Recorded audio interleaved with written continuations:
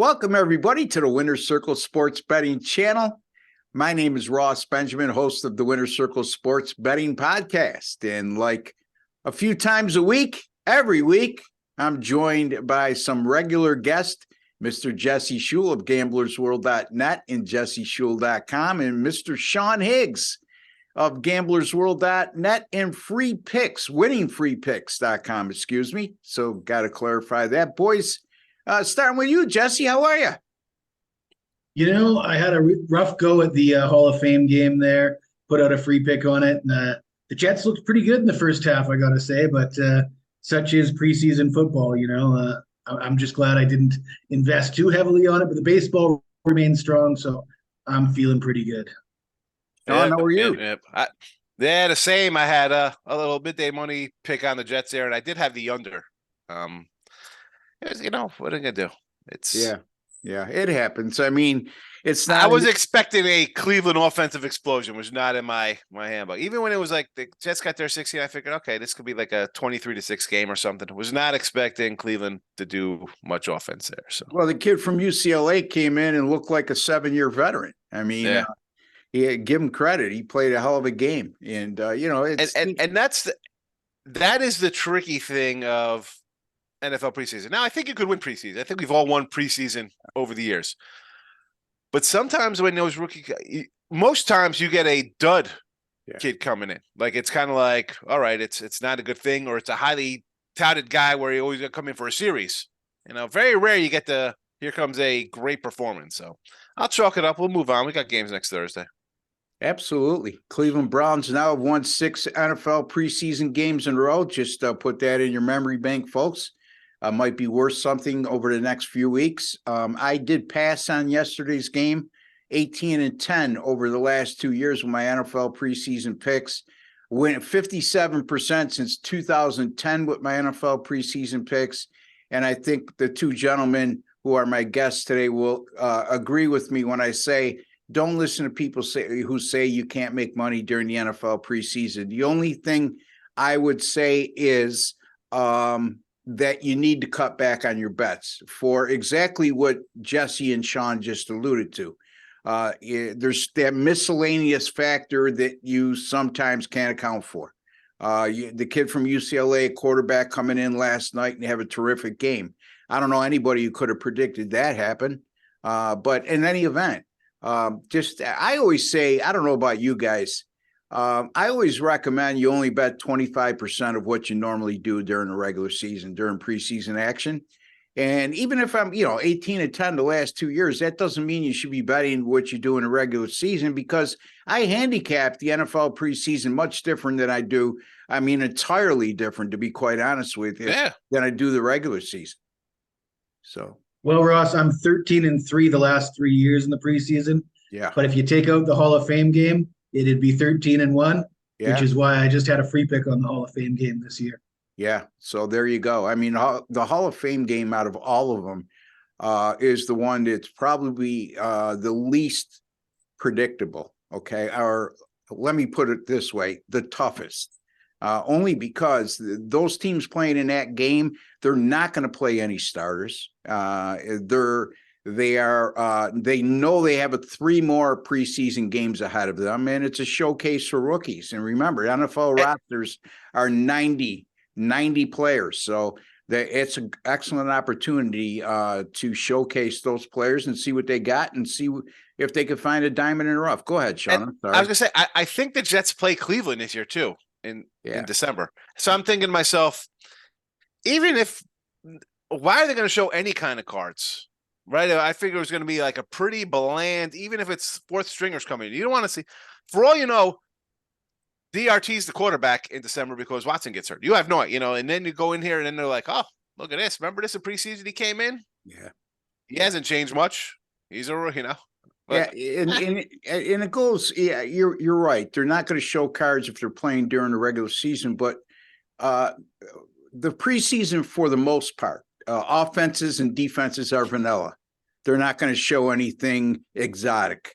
They're not going to show anything that they might be doing during regular. It's basic. They want to simplify for the players that are deep down the roster so they can go in and play fast is what the term is they use these days.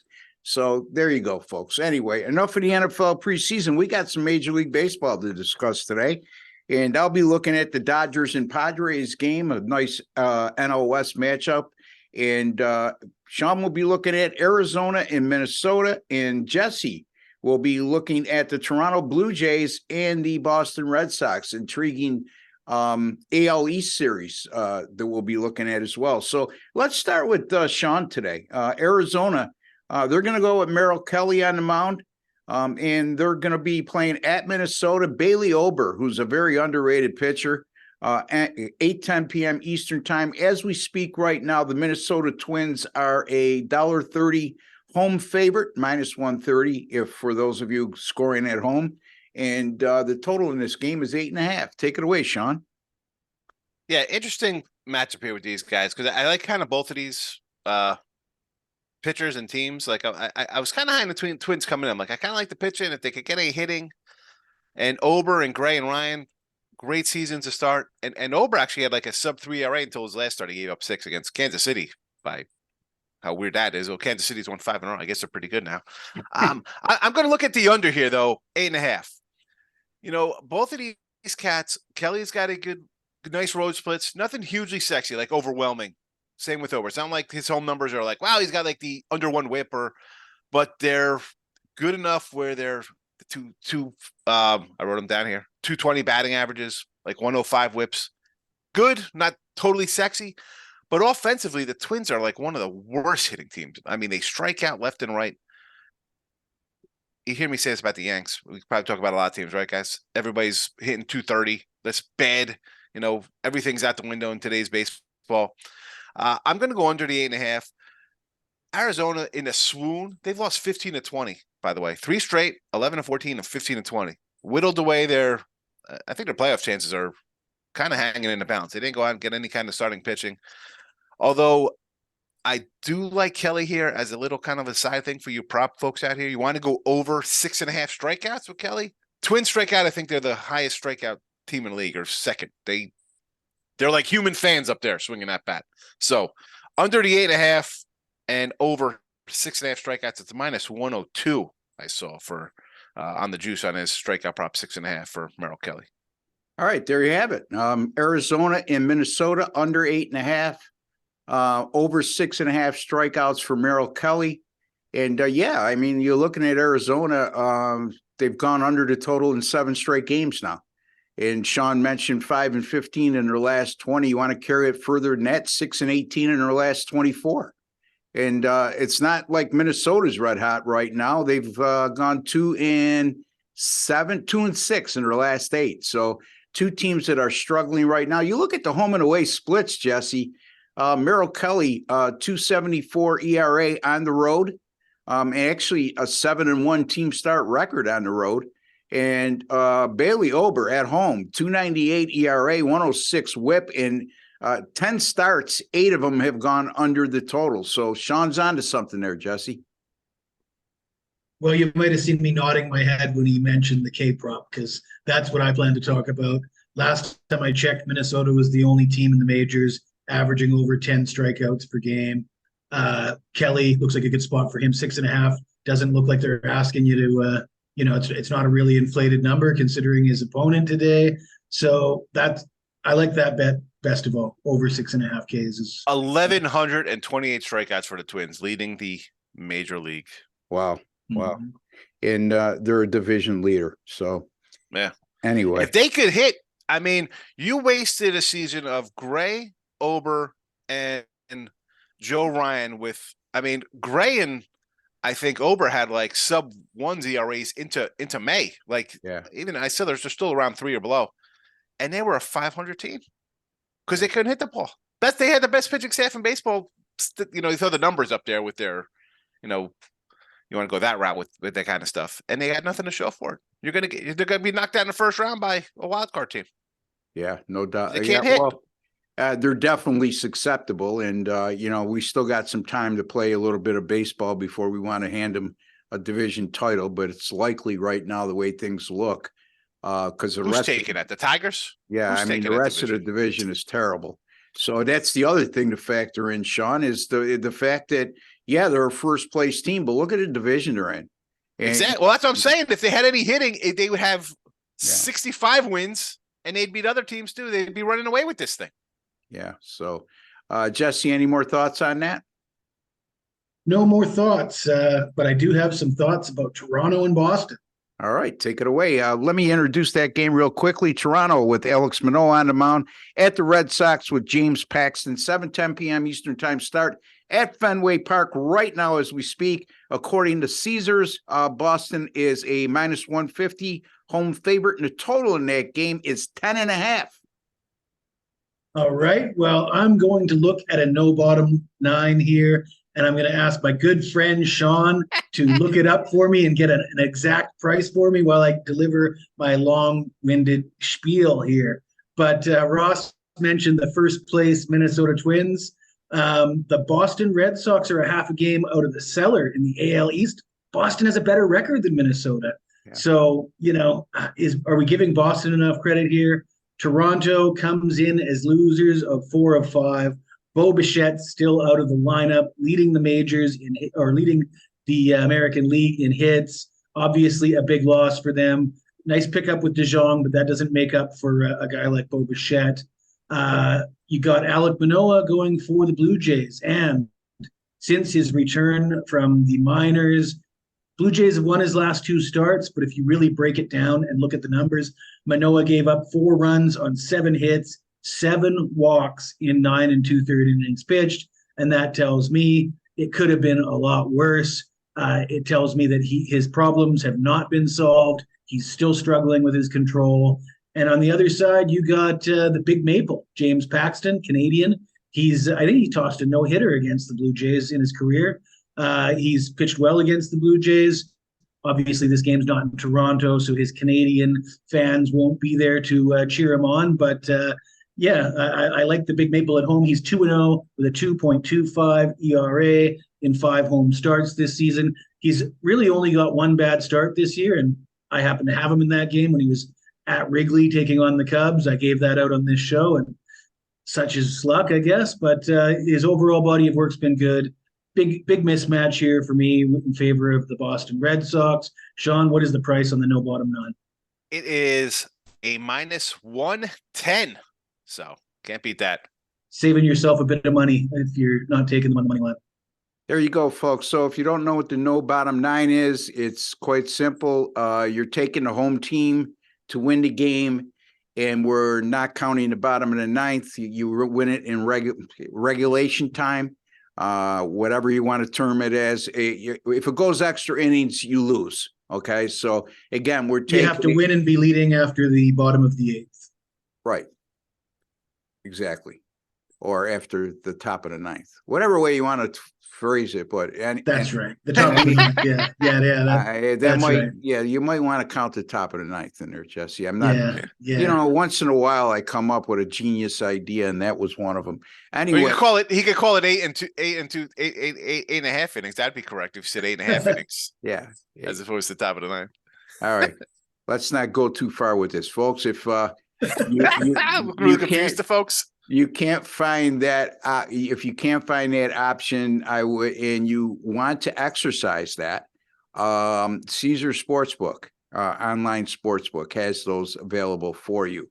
All right. So, I'm looking at the fact that this is a starting pitching mismatch and epic proportions. Alek Manoah has just been a total disappointment this year. The kid looked like he's a future Cy Young Award winner last year, Sean. And now over 17 starts this year, a 5.87 ERA, a 1.79 WHIP, including him getting demoted to the minors. If there's any positivity for Manoah, his ERA of 3.92 in 8 road starts is much better than his home starts. And James Paxton, he's struggled a bit over the last 3. He's coming off a good outing, but last 3 starts, 5.79, 1.42. But the one start that he struggled was at the Cubs, and the Cubs are red hot offensively right now. So there's nothing to be ashamed of there. And a 2.25 ERA and 0.93 WHIP in 5 home starts. So your thoughts? Yeah. Where was this when he signed with the Yanks? Where was this when he signed with the Yanks, Paxton? Yeah. Unbelievable. No, yeah, it's and no, it's like you look at his numbers, you're like, what happened to this kid? Is it the pitch clock? Did he just plump up too much? Like, what is he not attacking? Like he used to throw inside and hit batters all the time. Maybe he's not. I mean, he drilled the guy in the face the other day, so he's still coming in. You know, he comes inside with the ball, but like, what is it to just totally go off the rails as he has? You know, and I mean, you got some bad outings. He even 7 to Houston in like a third of an inning or something. Just he had some real ugly ones. I mean, I like Mano. I hope he bounces back. But that being said, minus the 110, sure. Maybe you want to take a shot on a run line here. Toronto's having trouble scoring them. You know, they're having trouble. I was just looking at that. You look at Toronto recently, and let's not forget, like we just said, Bo Bichette, missing him, the American League hits leader. That's a huge loss. I mean, you look, they scored 1, 4, 3, 2, 2 in their last 5 games. And if I'm not mistaken, that aligns itself perfectly when Bichette went down with an injury. So in any event, the pick here is the Boston Red Sox minus 110, no bottom of the ninth selection. And again, folks, if you have trouble finding that, you can go to Caesar Sportsbook in order to get it. All right, let me get to my game. And that's the LA Dodgers and the San Diego Padres. And boy, I really had to scan over this a couple times. I'm not a big Yu Darvish guy. He's let me down this year. I'm not so sure I think he's one of those guys that he has his moments where he looks like a top 5 pitcher in all of baseball, but there's no consistency there. And that's been the theme for his career since coming over from Japan. Darvish coming off a good home outing, but if you go back 3 home outings before that, over his last 4 home outings, it's a 7.08 ERA and a 172 whip and a concerning 7 home runs in 20.3 innings pitched, or 20 and a third innings pitched. And that's concerning from the standpoint that the LA Dodgers have hit 174 home runs this year. So if you're giving up the long ball in your own home park, and you're facing a team that's averaging 1.63 home runs per game like the Dodgers are, that could spell trouble. And by the way, folks, 1.25 home runs per game is considered very good. The Dodgers are one of the best in baseball at hitting the long ball at 1.63 per game. Now, I'm not crazy about Bobby Miller, the slated starting pitcher of the LA Dodgers, but going inside the numbers, he's been adequate on the road. I mean, you look at 4-1 team road record with Bobby Miller on the mound for the Dodgers, and it's 2.63 ERA and 102 WHIP during those outings have a lot to do with it. And then you look inside the Dodgers splits here. They're 14-19 in day games, which I was shocked to see. But at night, which this is a night game, 48-26. They're also just 15-17 versus left-handed pitchers. But when they face right-handed pitchers like they will tonight with Yu Darvish, they're 47-28. So some intriguing splits there. And the LA Dodgers 5-1 against San Diego this year, including winning the last 5 in that season series. And since 2021, the LA Dodgers 46-12 in the month of August, and that includes 3-0 this year. Getting a great price here. San Diego's minus 113, the Dodgers plus 103. So I'm taking the value here, the underdog value with the LA Dodgers plus 103 over the San Diego Padres. Sean? Yeah, Darvish, I think I touched on Darvish before. Like he gets this reputation as like, oh my goodness, he's awesome. And he's had like 2 nice seasons. He's always a 10-11 kind of guy. Up and down. Shoot, splits are crazy this year. Like, I don't know, terrible. And also, let's talk about real fast the Padre offense. Okay, they went out and tried to add some depth, picking up some pieces. They still have yet to start hitting the ball, right? I mean, they're hitting lately, though, Sean. If you look at the numbers over the last 7, but I mean, I'm still not buying that sample size. I can't. I need more than a week of San Diego baseball before I see them favored over the Dodgers, who just usually take care of business against them, especially during the regular season. I'm with John at Dodgers. It's LA all the way. I can't. I need more out of San Diego than a week of decent play after 4 months of I hear garbage. you. And a valid point. And let's not forget the Philadelphia Phillies were in a similar position last year, underachieving, and all of a sudden, starting in late July, they turned it on and made a run all the way. Listen, they have the lineup, right? I mean, Yeah. you look at the top 4 guys, you're like, wow, this team, how does it not score a And run every? the starting pitching rotation isn't that bad, Sean. If you look, wow, Musgrove's been solid. We know there's got to be a great. chemistry issue there, in my opinion. So it is like they just think like, hey, look at all the guys we got, we should win. Yeah. Well, yeah, exactly. Jesse. As far as the Padres hitting the ball of late, they did have a series in Colorado, so you got to factor that in there as well. As far as Darvish goes, it's already been said. I think we're all in agreement. He's overrated. But as far as the pick, it's time to separate the pretenders from the contenders. And I've certainly got San Diego penciled in as pretenders, and the Dodgers, as much as I'm not a big fan, they are still contenders in my book. There you go. So Jesse Schul stating his case as well. And neither Sean or Jesse are big fans of the San Diego Padres, and they're underachieving ways this year. And neither one of them see them making a serious run, despite them winning 5 of the last 6. And Jesse brings up a good point. I mentioned that San Diego is hitting of late, but again, 3 games at Coors Field could help a lot of teams improve their offensive statistics. So repeating again, folks, Arizona, Minnesota under 8.5, Boston minus 110 with the no bottom of the 9th play against Toronto, Merrill Kelly over 6.5 strikeouts, and the LA Dodgers plus 103 against the San Diego Padres. Those are our 4 Major League Baseball free picks for Friday, August the 4th. Jesse, tell the folks what you got going on over at gamblersworld.net and what may be coming up over the weekend. Well, I got just 1 play in the major leagues today, but I've won 5 straight baseball picks. So you want to pick that up at gamblersworld.net.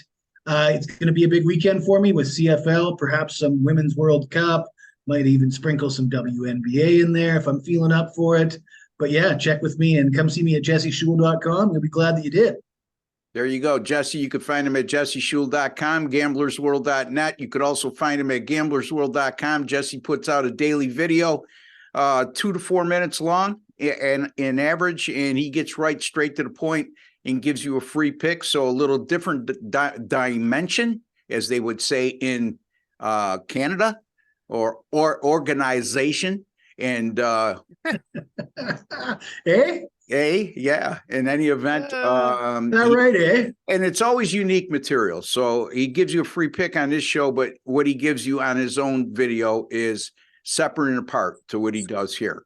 And Sean, you could find Sean over at gamblersworld.com too with his midday money show. And you could also find that show at his website, winningfreepicks.com. Sean, take it away, my man. Yeah, there'll be no Women's World Cup or any crazy crap like that coming on my pick selection. Baseball, and I'm going to load up my college football because the sites have college football lines already, so they'll be popping up for packages. And listen, NFL, I'm strictly a baseball cat. I can't get into the other things. Hard enough trying to win and things I grew up playing and watching. Can't venture out of my safe box. Yeah, there you go. I appreciate that because that's all I do right now is baseball. And don't forget the NFL preseason. Jesse has told you, despite yesterday's loss, what his record is if you just take away the NFL Hall of Fame games. So pretty good. I'm 18-10 in the NFL preseason. We're going to have our first full week of the NFL preseason next week. And stay tuned, folks, as we'll be giving you a lot of picks in that regard.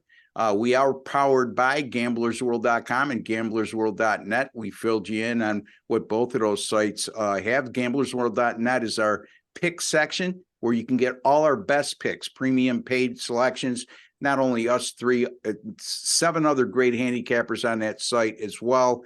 And again, there's a like button at the bottom of the screen. And Jesse, tell them what to do with that. I want you to smash that like button. Smash that like button, folks. Yeah, it's just a small token of your appreciation for the efforts that we put forth on this program to make you a smarter sports bettor today than yesterday. If you have not subscribed to our Winner's Circle sports betting channel, please take a second to do so. You're watching, and it costs you nothing. There's no obligations. There's no strings attached. Yes, we are going to ask you to go to gamblersworld.net to buy our paid selections, but we're not going to force it down your throat. If you just want these free picks, that's fine as well. Just understand these aren't our best picks on the show, but we do put quite an effort into winning these free picks. So if you're watching on your PC, to subscribe, you'll see a WC button right there in the bottom right-hand corner of your video box. Just click on that. If you're watching on your mobile device, which statistically shows that most of you are, then there's a black subscribe button right underneath your video box. It's terrible for your eyes, folks. Terrible for your eyes. Why? You could watch it on a computer screen. Come on. Just click that box. In any event, we'll be back next week, and we'll be talking NFL preseason and Major League Baseball. We might even sprinkle in a NFL MVP award futures odds picks for you with these two gentlemen, and look forward to that next week. Thank you, folks, for watching. Your support and your comments is what makes this show go. And it's not just about us, it's about you too. And until the next time, for Jesse Schultz, Sean Higgs, and Ross Benjamin, take care and God bless, folks.